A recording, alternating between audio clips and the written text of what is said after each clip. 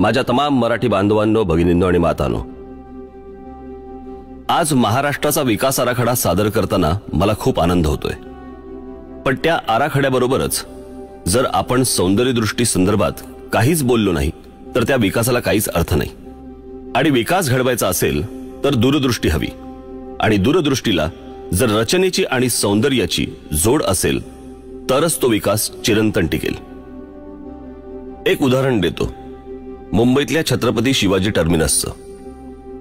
जवळपास 125 वर्षापूर्वी ब्रिटिशांनी हे स्टेशन बांधलं। 125 वर्षापूर्वी या शहराची लोकसंख्या कितीची होती? आज या मुंबईमध्ये एवढे लोंढे आलेत, पण आजही हे स्टेशन टिकून आहे। का टिकून आहे? कारण त्याची रचना सर्वोत्कृष्ट आहे, आणि रचना कधी सर्वोत्कृष्ट होते? जेव्हा त्यात सौंदर्यदृष्टी असते। छत्रपती शिवाजी टर्मिनस नंतर आपण अनेक स्टेशन्स उभारली, पण त्यात ना दूरदृष्टी आहे ना रचना, नुसती भकास आणि उजाड। स्वातंत्र्यपूर्व काळात बांधलेले हे ब्रिज पहा,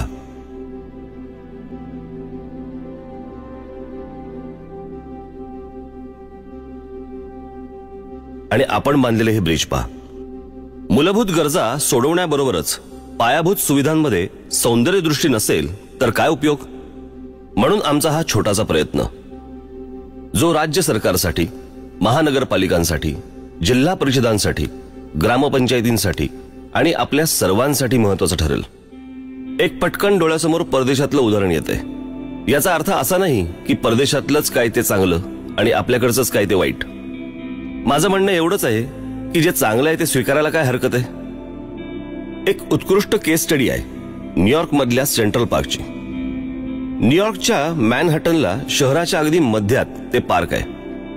ते सुरू झालं 1857 साली, जेव्हा आपण स्वातंत्र्याची पहिली लढाई लढत होतो। हे पार्क 778 एकरात पसरलंय, म्हणजे आपल्या मुंबईच्या शिवाजी पार्क एवढी 28 ते 30 मैदानं बसतील एवढं मोठं पार्क आहे ते। नागरिकांनीच पुढाकार घेऊन ते सुरू केलं, राखलं, आणि आजही न्यूयॉर्कच्या गजबजाटात ते पार्क स्वतःचं सौंदर्य टिकवून आहे। कोणा एकाची मालकी नाही की अतिक्रमण नाही।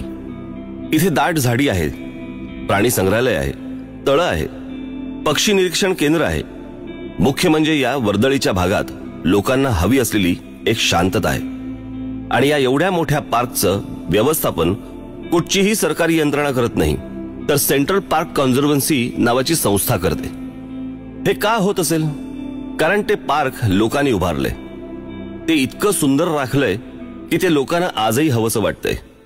त्या तुलनेत आपल्याकडे काय आहे? आपल्याकडे पण मुंबईत एक पार्क आहे, बोरिवलीचं संजय गांधी राष्ट्रीय उद्यान। वन विभागाच्या जमिनीवर हे पसरलंय। बरं, हे जंगल किती अवाढव्य आहे माहितीये? पवईला सुरू होतं ते थेट संपतं घोडबंदरला। हे जंगल किती पसरलंय माहितीये? ते आहे 104 चौरस किलोमीटर्स। मी तुम्हाला सेंट्रल पार्क मध्ये किती शिवाजी पार्क मैदानं बसतील हे सांगितलं।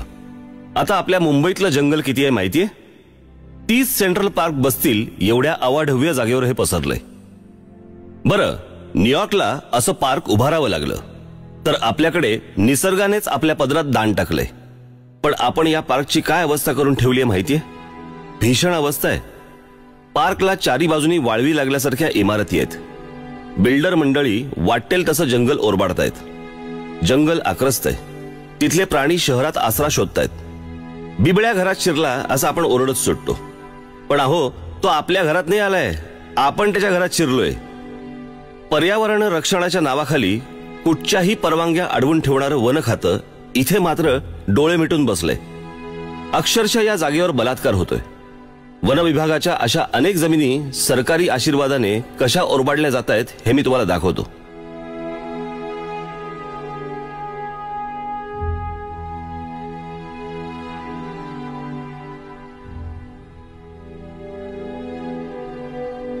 पाहिलं? याचं कारण सेंट्रल पार्कवर जसं लोकांचं लक्ष असतं तसं आपण ठेवत नाही। इथे आपलाच रेटा कायम ठेवला पाहिजे, कारण सरकारने तर बिल्डरांना आणि खाण माफियांना ही जंगलं आंदणच देऊन टाकली आहेत।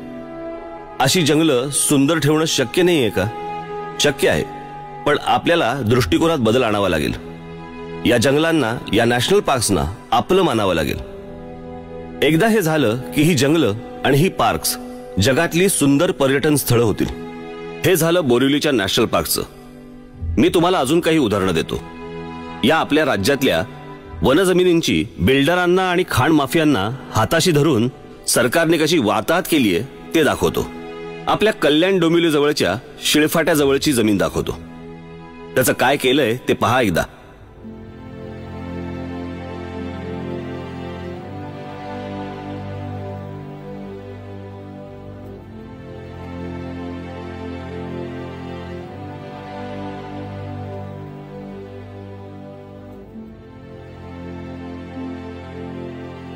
आता हे नवी मुंबईतले वन विभागाचे डोंगर.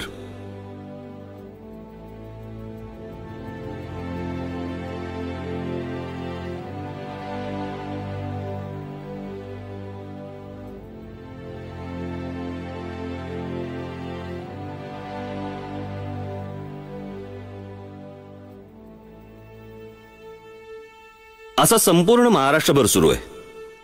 हा विध्वंस तुम्ही पाहिलात. आता हे पहा. हे कचऱ्याचे ढीग, खड्डे पडलेले रस्ते, बुजलेले नाले, अनधिकृत झोपडपट्ट्या, खोटे परवाने देऊन रिक्षा किंवा टॅक्सी शहरभर फिरतायत, अनधिकृत रेशन कार्ड दिली जात आहेत. आज महाराष्ट्रातल्या शहरांची ही परिस्थिती तर ग्रामीण भागाची काय असेल? ग्रामीण भागातील विद्यार्थ्यांचे हाल बघा काय होतात ते. एखादं अधिकृत काम करायला गेलं तर 100 अडचणी येतात, पण अनधिकृत काम करायला काहीच अडचण येत नाही. पण या सगळ्याला जबाबदार कोण? फक्त लोकप्रतिनिधी आणि प्रशासन? नाही.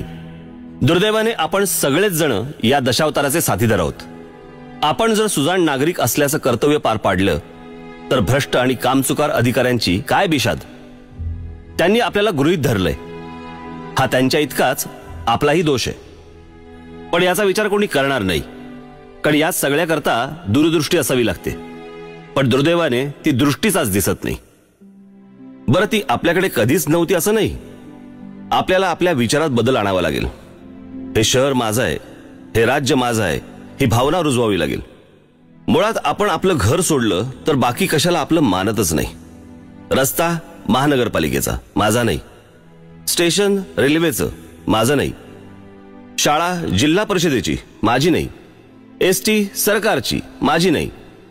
आपण आपलं घर जसं ठेवतो तसा आपला घराबाहेरचा परिसर ठेवतो का? परिसर स्वच्छ ठेवायला पैसे नाही लागत, तर इच्छाशक्ती लागते. सगळंच सरकारने करावं, सगळंच महानगरपालिकेने करावं, तर मग आपण काय करायचं? आता पहा, झोपडपट्ट्या फक्त आपल्याकडेच आहेत का? जगातल्या अनेक देशांमध्ये आहेत. आता हेच उदाहरण घ्या ना, ब्राझीलमधलं, रिओचं. तिथेही झोपडपट्ट्या आहेत, पण ते लोक त्या झोपडपट्ट्या स्वच्छ ठेवतात, परिसर स्वच्छ ठेवतात. आत्ताच तिथे फुटबॉल वर्ल्ड कप झाला. आपल्याकडे मुंबईत होईल? शक्यच नाही, कारण रचनाच नाही, स्वच्छता नाही, सौंदर्यदृष्टी नाही. आणि सौंदर्यदृष्टी, रचना, स्वच्छता याचा गरिबी आणि श्रीमंतीशी काय संबंध? आपण आपल्या घराची जशी काळजी घेतो तशी आपल्या गावाची, आपल्या शहराची, महाराष्ट्राची काळजी घेतो का? माझं असं अजिबात म्हणणं नाही की कोणी काळजी घेतच नसेल, पण त्याचं प्रमाण किती आहे? आज संपूर्ण समाजात ही भावना आपल्याला जागृत करायला पाहिजे. आपण स्वतःच्या घराची किती काळजी घेतो?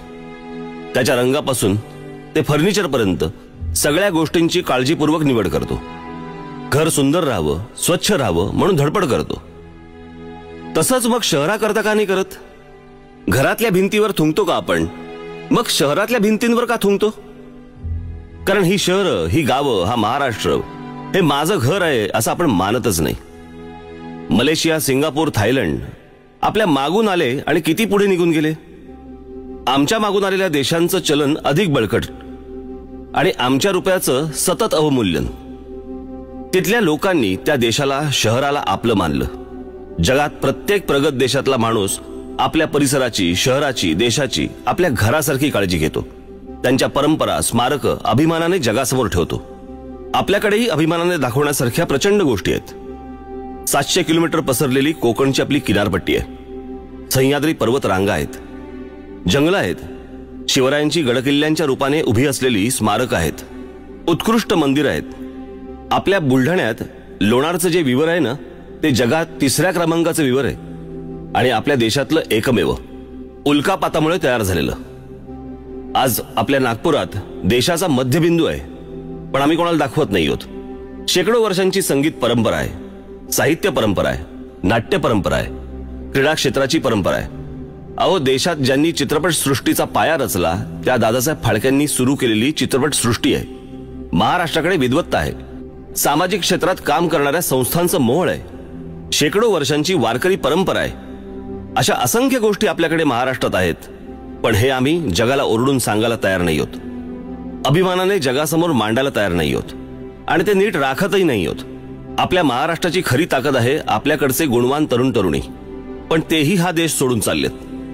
का चाललेत?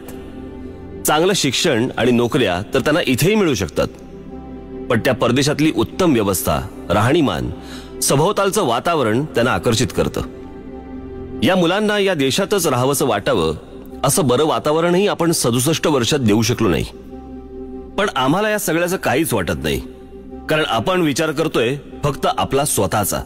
राज्याचा विचार ना, तो दुसरा बघेल, या वृत्तीनेच आजपर्यंत घात झाला. एखाद्या समाजाने मनात आणलं तर काय चमत्कार घडू शकतो ते आता आपण पाहूया. आता हे शहर पहा, इथल्या इमारती पहा, रस्ते पहा.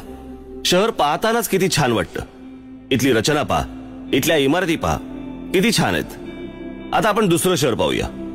इथल्या बागा पहा, इथले रस्ते पहा, वाटतं की नाही छान? ही जी 2 शहरं मी तुम्हाला आता दाखवली, त्याचं पहिल्याचं नाव आहे हिरोशिमा आणि दुसऱ्याचं नाव आहे नागासाकी. हे पाहिल्यावर वाटतंय का की या शहरांवरती अणुबॉम्ब पडून ही शहरं बेचिराग झाली होती? गंमत म्हणजे बेचिराग झाल्यानंतर त्यातले काही अवशेष तिथे ठेवून त्याचे त्यांनी टुरिस्ट स्पॉट केले. मग आपल्याकडची शहरं काहीही कारण नसताना बॉम्ब पडल्यासारखी का वाटतात? त्यात काही शिस्त नाही, स्वच्छता नाही, रचना नाही, सौंदर्य नाही, नीटनेटकेपणा नाही. कधी कधी लाजही वाटते आणि कधी दुःखही होतं. ही परदेशातली उदाहरणं देताना मला काही फार आनंद होत नाहीये, पण जगाच्या तुलनेत आपण किती मागे पडलोय हे दाखवावं लागतंय, सांगावं लागतंय. आपल्यालाही हे सगळं बदलायचं आहे, पण त्याकरता आपल्याला सौंदर्यदृष्टी वाढवावी लागेल, रचनात्मक दृष्टिकोन आणावा लागेल. सौंदर्य आपल्या रोजच्या जगण्यात आलं पाहिजे. आपल्या वागण्यात, बोलण्यात, सार्वजनिक ठिकाणी काम करण्याच्या पद्धतीत, सरकारी कार्यालय, बागा, मैदानं, रस्ते, शाळा, ग्रामपंचायती, रुग्णालय, न्यायालय, सार्वजनिक स्वच्छतागृह, सार्वजनिक वाहतूक व्यवस्थेत, एसटी स्टँडवर, ट्रॅफिकमध्ये, महाविद्यालयांमध्ये, विद्यापीठांमध्ये, फुटपाथवर, सर्व ठिकाणी हे सौंदर्य आलं पाहिजे. आता हे बघा, हे काय रुग्णालय आहे? एखादा बरा असलेला माणूस देखील इथे आजारी पडेल. रुग्णालय कसंही बांधलं तरी चालेल असा विचार करून नाही चालणार. तिथे येणारा रुग्ण, त्याचे नातेवाईक यांच्या मनाला बरं वाटेल असं छान वातावरण आपल्याला तयार नाही का करता येणार? शाळेची इमारत घ्या, तिथे जाऊ नये, तिथे शिकू नये अशी का असते?